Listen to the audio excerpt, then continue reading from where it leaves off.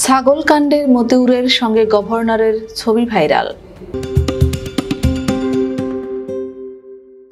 ছাগলকাণ্ডে আলোচিত এনবিআর-এর সদস্য পদ থেকে সদ্য প্রত্যাহার করা ডক্টর মোহাম্মদ মতিউর রহমানের সঙ্গে বাংলাদেশ ব্যাংকের গভর্নর আব্দুর রউফ তালুকদারের সখ্যতা নিয়ে আলোচনার মধ্যে দুজনের ছবি সামাজিক যোগাযোগ মাধ্যমে ভাইরাল হয়েছে। একটি ছবিতে দুজনকে হজের এহরাম বাঁধা অবস্থায় দেখা যাচ্ছে। অপর ছবিতে বাংলাদেশ ব্যাংকে গভর্নর কার্যালয়ে রউফ তালুকদারকে ফুলের তোড়া দিয়ে শুভেচ্ছা জানাচ্ছেন মতিউর রহমান 2022 সালের 1 ফেব্রুয়ারি 3 বছরের জন্য সোনালী ব্যাংকের পরিচালক পদে নিয়োগ পান। বর্তমান গভর্নর আব্দুর রউফ তালুকদার ওই সময় অর্থ সচিব ছিলেন। তার জোর সুপারিশে তিনি সোনালী ব্যাংকের পরিচালক হয়েছিলেন। এমন আলোচনার মধ্যে এই ছবি সামনে এলো।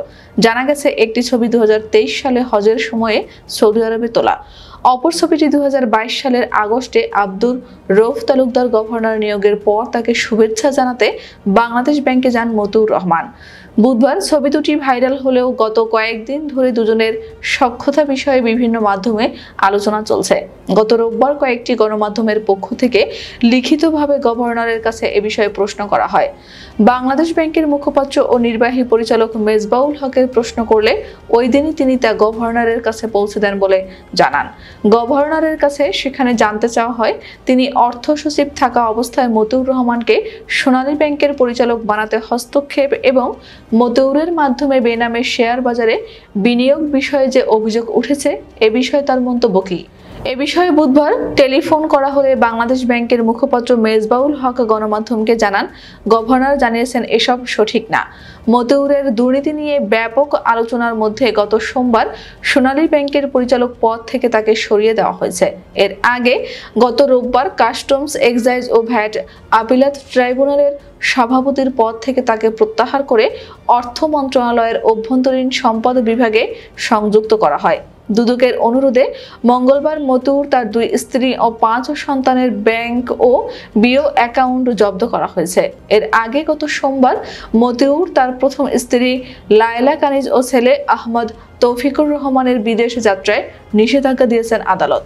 অনিয়ম দুর্নীতির মাধ্যমে বিপুল সম্পদের মালিক হওয়ায় অনেক আগে থেকেই এনবিআর-এ আলোচিত মতিউর রহমান।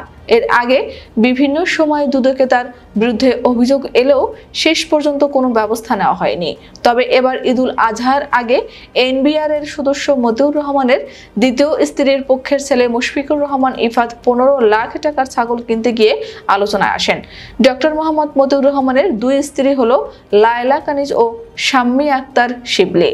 আর 5 সন্তানের মধ্যে প্রথম স্ত্রীর পক্ষের সন্তান ফারজানা রহমান ইপসিতা, আহমেদ তৌফিকুর রহমান অর্ণব, দ্বিতীয় স্ত্রীর পক্ষের সন্তান ইফতিমা রহমান মাধবী, মুশফিকুর রহমান ইফাত ও ইরফানুর রহমান ইরফান। ছাগলকাণ্ড নিয়ে আলোচনার মধ্যে মতিউর রহমান ও তার পরিবারের সদস্যদের আর প্রকাশ্যে দেখা যায়নি। তারা দেশ ছেড়েছেন এমন আলোচনার মধ্যে কর্মস্থলেও যাননি তিনি।